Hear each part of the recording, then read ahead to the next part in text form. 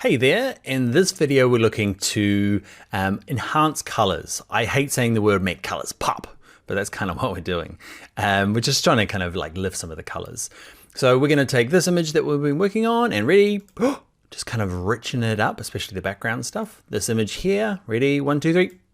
Ooh, colors are definitely enhanced and maybe some popping going on. Now this technique is after levels is one of the first things I do. So step 2 in my fixing up my images is levels first, which we did in a previous video, and then I look at vibrance just to kind of lift and raise some of the colors without going too far. We might have gone a little too far in this image, but that's okay. Let's learn how to do it now in Adobe Photoshop. All right, to get started, we're going to open up two files from that same folder called O2 Color. I've got open Vibrance 01 and Vibrance 02. Vibrance 02 is from Malvestida magazine.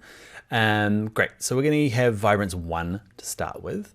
And what we're going to do is, in our adjustments panel, we're going to use this one here. It looks like a kind of a V with a gradient in the middle. It's the Vibrance adjustment. Click on that.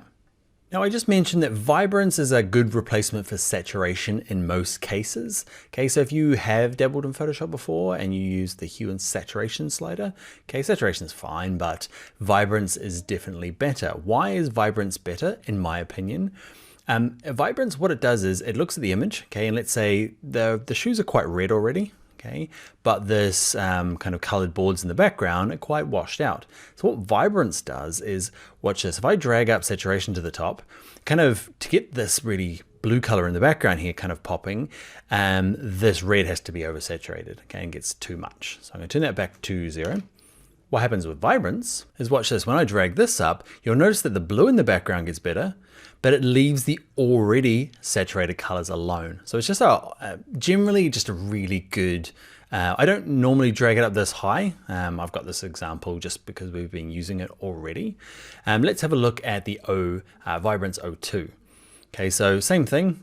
I've got to my adjustments panel, I'm gonna go to the vibrance, and watch what happens when I drag up the saturation. It kind of like, I'm going way too high, right? I'm going all the way up to 100, but you'll see the greens start getting quite strong and the blues come out of here. Let's go down, up, down, up. Okay, but the problem is these colors that already had quite a strong color in them, okay, they start becoming kind of, I don't know, surreal or hyperreal, just a bit too saturated. So let's leave this here and crank up this vibrance, and you'll notice that the greens are the leaves. You might not notice, so I've got it up to 100 and I'm going to turn the eyeball on and off. You'll notice that like the blue in here really came on strong, which is cool.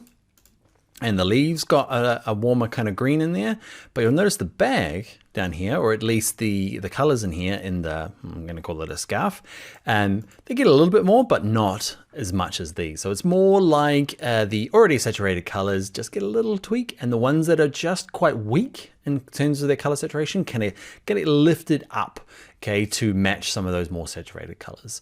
All right, that is going to be it for vibrance. You can use both of them, vibrance and saturation, to go completely overboard. But that is it. All right, I will see you in the next video. Goodbye, vibrance.